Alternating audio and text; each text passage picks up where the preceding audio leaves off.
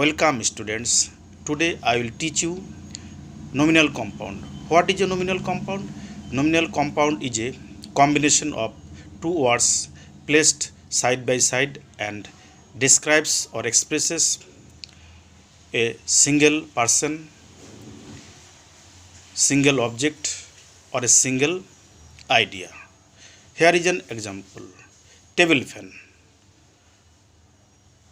অর্থাৎ nominal compound হচ্ছে দুটি শব্দের সমষ্টি এবং এই সমষ্টি কোনো বিষয়, কোনো বস্তু, কোনো কিছুকে এককভাবে বোঝায়। এখানে একটা উদাহরণ টেবিল ফ্যান, এটা একটা নমিনাল কম্পাউন্ড। এখানে টেবিল একটা নাউন, ফ্যান একটা নাউন, অর্থাৎ এই দুটো শব্দ পাশাপাশি বসেছে এবং এটা একটা নমিনাল কম্পাউন্ডের মতো কাজ করেছে এবং এটা একটা কোনো একক একটা বিষয়কে এটা বুঝিয়েছে, সেই জন্য এটা হচ্ছে একটা nominal compound. Now we have different types of formation of nominal compound. Sometimes the two words in a nominal compounds are noun, that means noun plus noun structure. Students, it is to be noted that the first noun in such case modifies the second noun like an adjective. Student, তোমরা মনে রাখবে যে এই সকল ক্ষেত্রে যখন noun plus noun দিয়ে nominal compound হয়, সেক্ষেত্রে প্রথম নাউনটি দ্বিতীয় নাউনকে মডিফাই করে একটা অ্যাডজেক্টিভ মতো। যেমন উদাহরণ হিসেবে বলা যেতে পারে a book case, a mineral water, a horse race. এই প্রত্যেকটা উদাহরণে we find that the first noun here modifies the second noun like an adjective. অর্থাৎ এখানে এ বুক কেস, এটাকে যদি আমরা ভাঙি, বিশ্লেষণ করি, তাহলে কী হবে? A book case means a kind of case, অর্থাৎ কেসটা কিসের? কেসটা বইয়ের। দ্বিতীয় উদাহরণে mineral water, mineral water a kind of water, জলটা কিসের? মিনারেল জল, অর্থাৎ খনিজ জল। এখানেও দেখা যাচ্ছে যে দ্বিতীয় শব্দটিকে প্রথম শব্দটি বিশেষিত করছে, মডিফাই করছে, ডিসক্রাইব করছে। এই হর্স রেস, রেসটা কিসের? গতিটা কিসের? রেসটা কিসের? সেটা হচ্ছে ঘোড়ার রেস। তাহলে যদি বলা হয় কিসের রেস? ঘোড়ার রেস। এক্ষেত্রে দেখা যাচ্ছে যে এই ক্ষেত্রেও প্রথম নাউনটি দ্বিতীয় নাউনটিকে মডিফাই করছে, অর্থাৎ দ্বিতীয় নাউনটিকে বিশেষিত করছে, দ্বিতীয় নাউনটিকে ডেসক্রাইব করছে।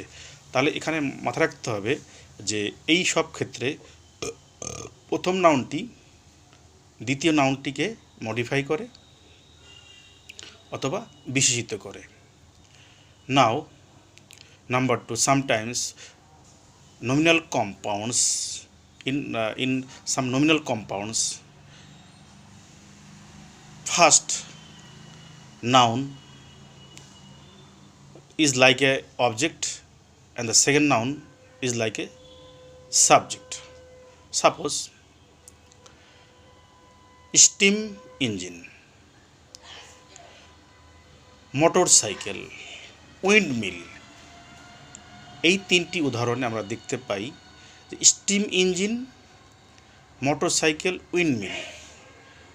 হেয়ার যদি প্রশ্ন করা হয় স্টিম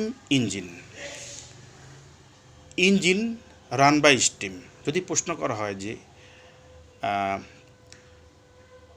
ইঞ্জিনটা কিসের দ্বারা চালিত হয় বা কে ইঞ্জিনকে চালায়, তখন উত্তর হবে স্টিমই ইঞ্জিনকে চালায়। অর্থাৎ এখানে স্টিম হচ্ছে এখানে অবজেক্ট কাকে বলে? কোনো বাক্যে, ভার্বকে বা ক্রিয়াকে যদি কি বা কাকে দিয়ে প্রশ্ন করা হয়, তাহলে যে উত্তর পাওয়া যায় সেটা হচ্ছে অবজেক্ট। এখানে যেহেতু যদি প্রশ্ন করা হয় যে ইঞ্জিনকে কে চালায়, তাহলে উত্তর হচ্ছে এখানে স্টিম চালায়। সুতরাং এখানে স্টিম হচ্ছে অবজেক্ট আর ইঞ্জিন হচ্ছে এখানে subject. In the same way, in the second example we find that motorcycle, cycle driven by motor, যদি প্রশ্ন করা হয় যে মোটরকে কে চালায়, তাহলে উত্তর হচ্ছে সাইকেলকে কে চালায়? উত্তর হচ্ছে মোটর। তাহলে এখানে মোটর হচ্ছে অবজেক্ট আর সাইকেল হচ্ছে সাবজেক্ট। তারপর যদি বলা যায় যে উইন্ডমিল, মিলকে কে চালায়? উত্তর হচ্ছে উইন্ড। তাহলে এক্ষেত্রে উইন্ড হচ্ছে অবজেক্ট আর মিল হচ্ছে subject. Students, we find that in 3 example the first noun is like a object, like an object, and the second noun is like a subject. Clear? Now this nominal compounds is used in 3 ways. Number 1, solid nominal compound. What is a solid nominal compound? Solid nominal compound is a compound where there is no gap between two words. I am clearing. A nominal compound where there is no gap or hyphen between two words.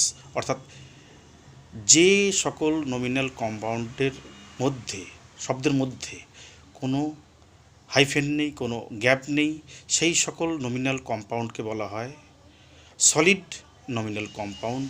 যেমন bathroom, headmaster. Bathroom শব্দটাতে এখানে দুটো শব্দই কিন্তু পাশাপাশি bath এবং room, এখানে কোনো hyphen নেই, এখানে কোনো ড্যাশ নেই, কোনো গ্যাপ নেই। ঠিক তদ্রূপ হেডমাস্টার এই শব্দের ক্ষেত্রে কোনো হাইফেন নেই, কোনো গ্যাপ নেই। অর্থাৎ এই যে গ্যাপবিহীন বা হাইফেনবিহীন যে নমিনাল কম্পাউন্ড, এগুলোকে বলা হচ্ছে solid nominal compound.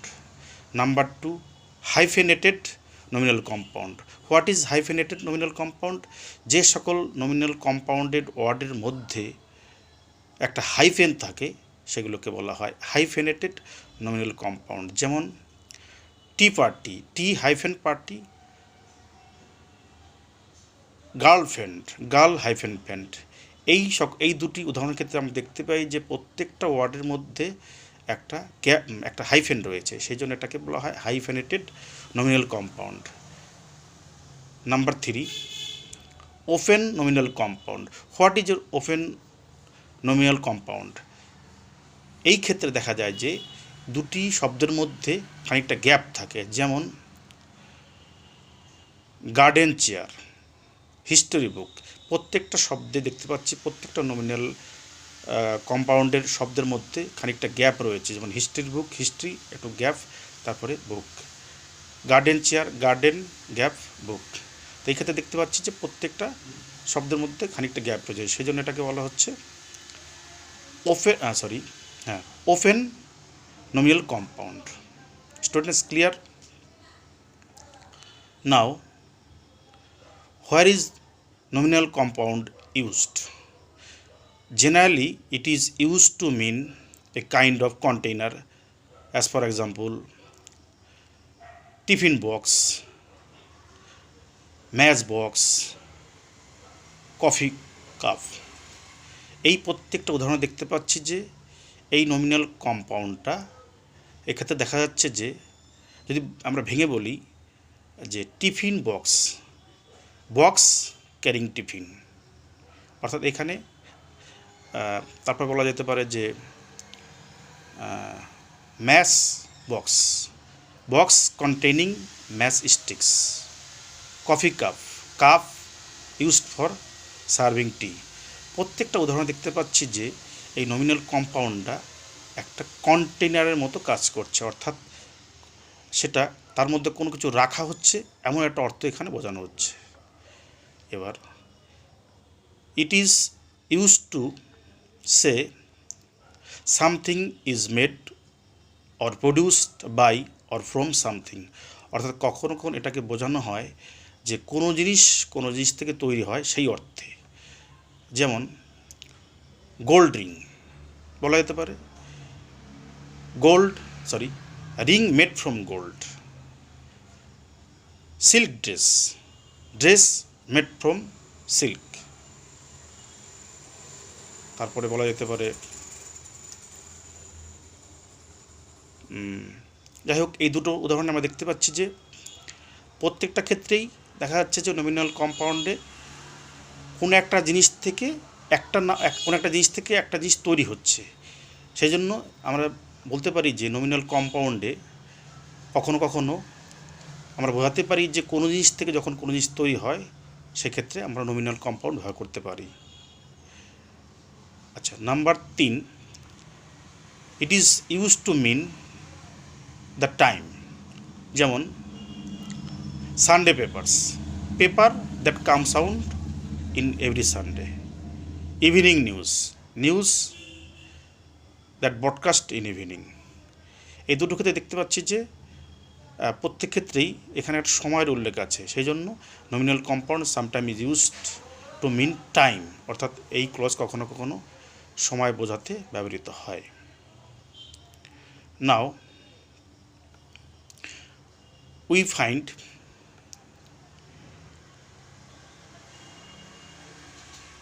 different forms of nominal compound such as noun plus noun, অর্থাৎ নাউন প্লাস নাউন দিয়ে নমিনাল কম্পাউন্ড হয়, যেমন bathroom, drawing room, dining room, তারপরে স্টিম ইঞ্জিন, কালার টেলিভিশন। অর্থাৎ এখানে দেখতে পাচ্ছি যে দুটো শব্দ এখানে নাউন। এবার বলা যেতে পারে যে প্রোনাউন প্লাস নাউন, হি গোট সি গোট। এখানে দেখতে পাচ্ছি হি হচ্ছে প্রোনাউন, গোট হচ্ছে নাউন, সি হচ্ছে প্রোনাউন, গোট হচ্ছে নাউন। নাউন প্লাস প্রিপোজিশন, অর্থাৎ নাউন থাকবে, প্রিপোজিশন থাকবে। যেমন লক আপ, লক হচ্ছে নাউন, আপ হচ্ছে প্রিপোজিশন। তারপরে noun plus adjective, iron safe, iron হচ্ছে নাউন আর সেফ হচ্ছে অ্যাডজেক্টিভ। এবার নাউন প্লাস ভার্ব, যেমন rainfall,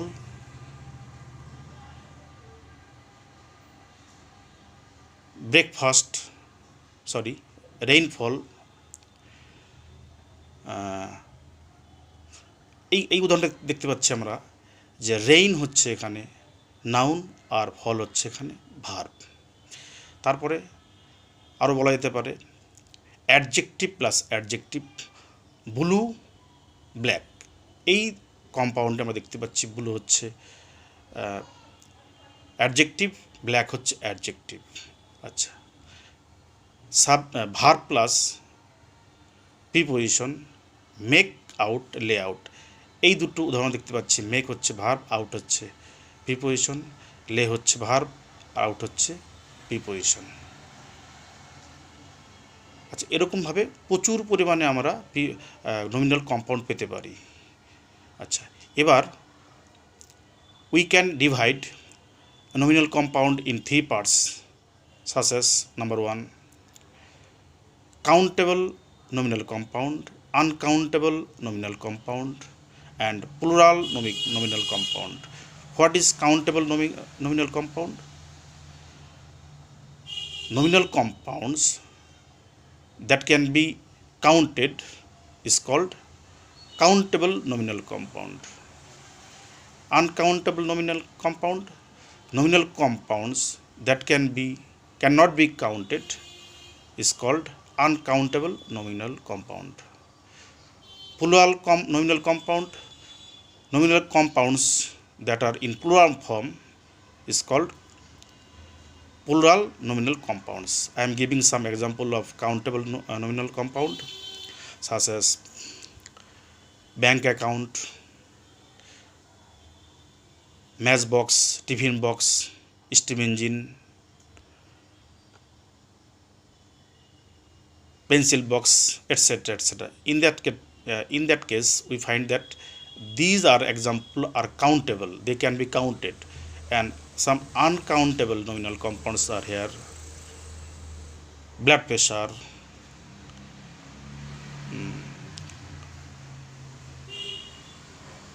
food poisoning, income tax, and so on. In that case, we find that these compounds cannot be counted, so these are called uncountable nominal compounds. Now we move on to plural nominal compound. Nominal compounds that are in plural form is called plural nominal compound, such as winter sports, luxury goods, and so on. In that case, we find that every nominal compounds is in plural form. So students, this is all about nominal compounds. I hope that I could make you understand. If you feel any kind of problem, you can ask me in our group. I will clarify more and more. Thank you.